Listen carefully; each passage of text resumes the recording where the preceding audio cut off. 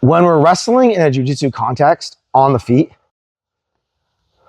there's a lot of positions we can take, but the two most powerful positions that we want are the front headlock and the back. And they're literally just both getting the back. Front headlock, I pull him down, I get to his back right here, or I get like actually behind him. The front headlock can be pretty accessible, but getting to the back on somebody is actually quite difficult, especially if I'm trying to like teleport directly to the back. So what we're going to do instead is we're going to try to get to either a head inside or an outside single, or we're going to do the same kind of position, but on the body. So on the body, it looks something like this. I have his arm across, my hand, and I'm just here, this seatbelt. See that? This allows me to pivot and do all kinds of stuff. So the first kind of section of games that we're going to play is based on manipulating his arms. Okay? Because for the stance we're going to take, you can do this stance. It gives a lot of access to my head. So all I want is a stance where my chest is up a bit more and I have a down block just to my knee. Just so that he can't like take a snatch, right?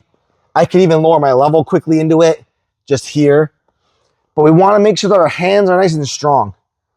So for you, I see a lot of hand fighting where you're going straight to the head, and a lot of you guys go straight to the head. But because the head isn't as accessible, the thing we're actually going to attack first is the hands and the legs. But for now, we're going to talk about attacking the hands. So when we attack the hands, we want to be able to move the hands either across the center line, like a drag or a elbow pass. Thank you for the words there. Arm drags, just moving his arm across so we can enter there, or moving his arms away from his body so we can get underneath them. Okay? So the game we're going to play here that I want you to play is essentially just like a game about controlling the arms and controlling the hands. So one player is going to take his hands, and his job is to keep his hands on my shirt. It's called Poopy Hands. He wants to imagine he's got like something yucky on his hands, and he's just going to keep his hands on my shirt. And he's just going to post them there. All his job is to continually post, either with his palms or with his knuckles, anywhere where my t-shirt is, right? So see how Phil's wearing this t-shirt? Anywhere like here. He's just trying to keep his hands here.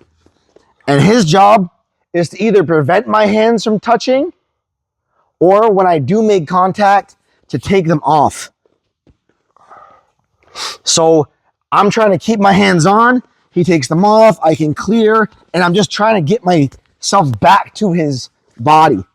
So it's going to look something like this, right? I come out. He's just taking my hands off. I'm trying to keep my wrists clear so I can touch his body. Okay? That's like the first level of that game. It's just controlling his hands so that he can't grab me, right? We're not fighting wrist control quite yet. I'm just putting my hands to his body and framing them.